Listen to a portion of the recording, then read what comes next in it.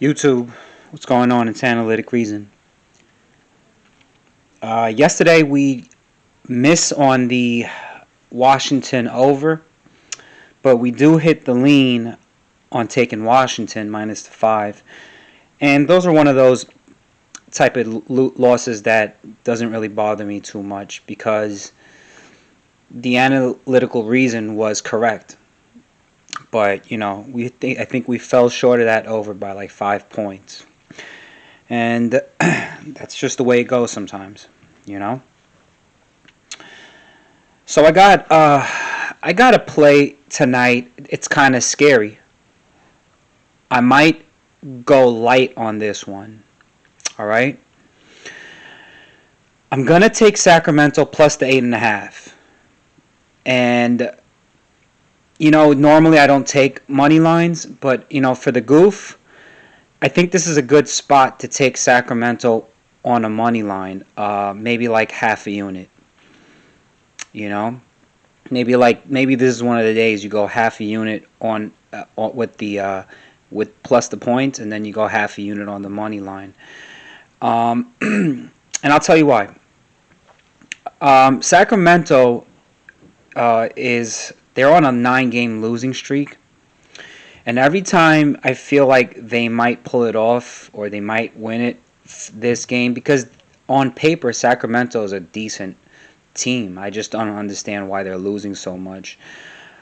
It could be Luke Walton. Um, I don't know if they need a coach change, but it's almost the end of the year, so I don't think they'll do that. Um, but yeah, they lost 9 in a row, and I don't know if they mailed it in yet. They're still showing effort. They lost to Phoenix in their last game only by 8, and it was a close game.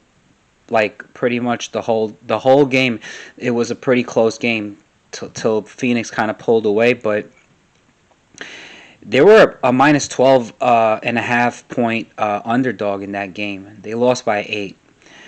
So at first glance, it almost makes me feel like Sacramento shouldn't be an 8.5 underdog. I feel like it should be less. That's what's kind of making me a little nervous.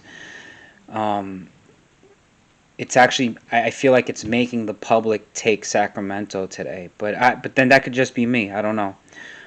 It's still a little early to see where the bets are going, but you know I think Dallas plays down to their competition. Now that's the reason I'm taking Sacramento money line today. It's at a good value. You're going to get plus 320 if you shop, and Dallas plays down. Let me list you a couple of teams Dallas loses to. Okay.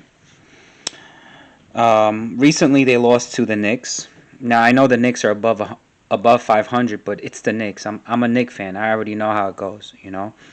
They lost to the Knicks. That says it all. They lost to San Antonio. This is without LaMarcus Aldridge. This is San Antonio right now. Under 500 San Antonio. They lost to Houston. They lost to New Orleans, they lost to Indiana, and they lost to OKC. These are all below 500 teams. All right, and I'm not saying they didn't cover; they straight up lost to them.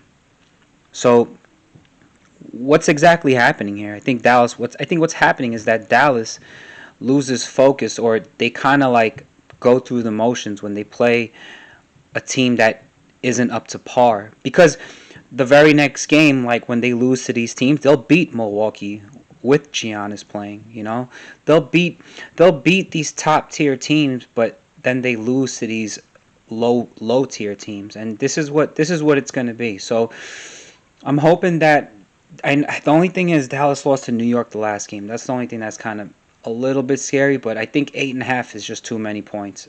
I think Sacramento might have a good shot to win outright if they focus. And I would usually go over. I think at this point you just got to go Sacramento over blindly at this point. But the line's at 230, and I feel like that's a little bit low. Even at 230, I feel like that's a little low. You know, Sacramento is dead last in defensive rating. I just feel like 230 is a little low.